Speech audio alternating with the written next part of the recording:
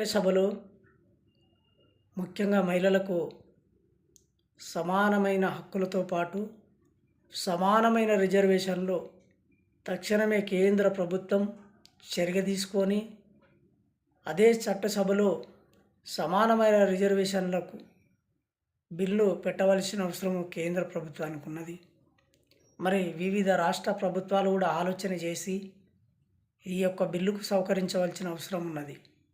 చట్టసభలో మహిళలకు సమానమైన హక్కులు దక్కకపోవడం చాలా బాధాకరమైన విషయం. మన భారతదేశంలో మహిళలు చాలా వెనుకబడి ఉన్నారు కాబట్టి మహిళల కోసం తక్షణమే మనం అందరం కూడా నడుం బిగించవలసిన అవసరం ఉన్నది. తెలంగాణ రాష్ట్రంతో పాటు యావత్తు భారతదేశంలో దాదాపు 40 సంవత్సరాల సంది మనం చూస్తూనే ఉన్నాం. స్వాతంత్రం వచ్చి 75 సంవత్సరాలు 80 సంవత్సరాలు గడుస్తున్నటువంటి ఈ సందర్భంగా మహిళలకు హక్కులు దక్కకపోవడము ఇది చాలా బాధాకరమైన విషయం. అందరూ కూడా ఆలోచన చేయవలసిన అవసరం ఏంటంటే సప్త సమాజము ఇలా చాలా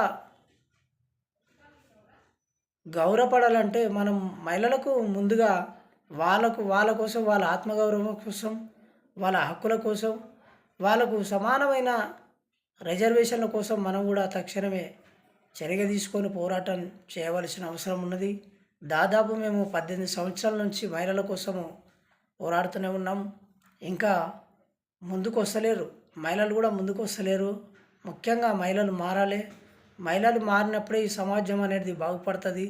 ఆనాడు స్వాతంత్ర పోరాటంలో కూడా మహిళలే వీర మహిళలు నడుబిగించి ఆనాడు పోరాటం చేయకుండా ఇలా స్వాతంత్ర ఫలాలు మనకు దక్కేటిగా, స్వాతంత్రం మనకు వచ్చేది కూడా కాదు. కాబట్టి మహిళలు లేనిది ఏ పని కూడా చేయలేము ఇప్పటివరకు. కాబట్టి 75-80 సంవత్సరాలు పురుషులే పాలిస్తున్నారు కాబట్టి 75-80 సంవత్సరాలు వాళ్ళకు కూడా అవకాశం ఇవ్వవలసిన అవసరం ఉంది. ముఖ్యంగా పార్లమెంట్లో కానీ, రాష్ట్రాలలో అసెంబ్లీలో కానీ సమానమైన మంత్రివర్గం ఉండాలి, సమానమైన పార్లమెంటు సభ్యులు ఉండాలంటాను కూడా ఈ సందర్భంగా తెలియజేస్తున్నాను.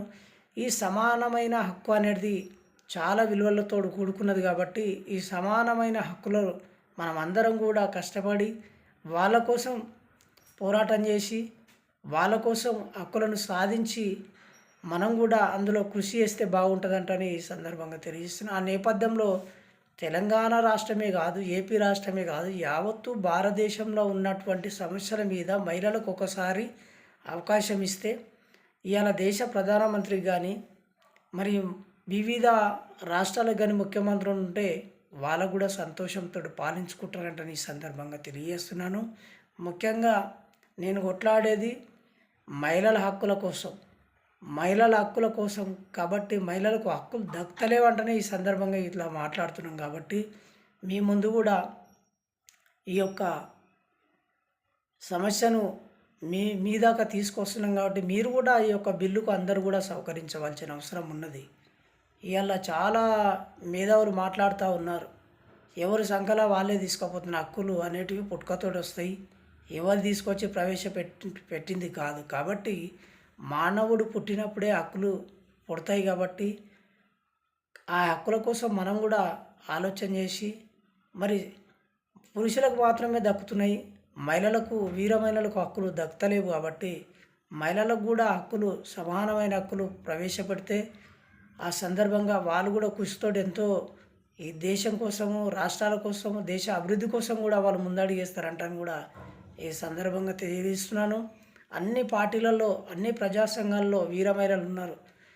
మహిళలు లేనిది ఏ పార్టీ లేదు, మహిళలు లేనిది ఏ సంఘాలు లేవు, మహిళలు లేనిది ఈ సమాజమే లేదు. కాబట్టి ఈ సప్త సమాజం గౌరవపడాలంటే మహిళలకు